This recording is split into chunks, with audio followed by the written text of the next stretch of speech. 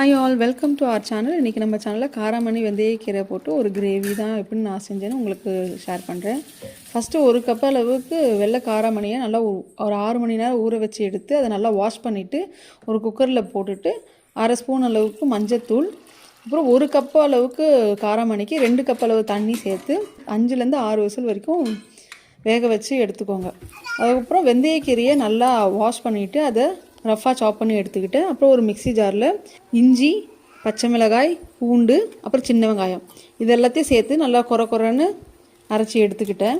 அதுக்கப்புறம் ஒரு கடாயில் 1 ஸ்பூன் அளவு எண்ணெய் சேர்த்து எண்ணெய் சூடானதும் அதில் வெந்தயக்கீரையை போட்டு நல்லா வதக்கி அதை ஓரமாக எடுத்து வச்சுக்கிட்டேன்.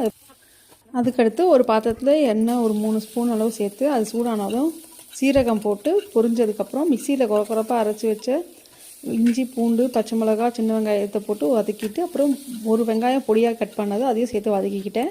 அப்புறம் தக்காளியும் பொடியாக கட் பண்ண சேர்த்து வதக்கிட்டு நான் உப்பு கொஞ்சம் போட்டுக்கிட்டேன். உப்பு போட்டுக்கிட்டு நான் இன்றைக்கி கல் உப்பு போட்டிருக்கேன், நீங்கள் வேணால் சால்ட்டு போட்டுக்கோங்க. இப்போ இது நல்லா எல்லாமே சேர்ந்து நல்லா ஸ்மாஷ் ஆகிற அளவுக்கு வதங்கி வரணும்.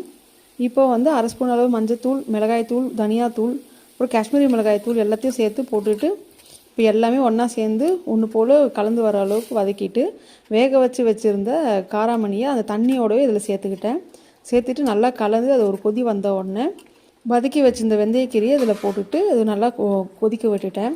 இந்த மசாலாவுடைய வாசனையெல்லாம் போகிற அளவுக்கு நல்லா கொதிக்கட்டும். இது நல்லா கொதித்ததுக்கப்புறமா தேங்காய் பால், நல்லா திக்கான தேங்காய் பால் 1 கப் அளவு சேர்த்துக்கிட்டேன். இப்போ இது நல்லா எல்லாம் சேர்ந்து நல்லா ஒன்று போல் கொதித்து நல்லா ஒரு திக்கு கிரேவியாக வரும்.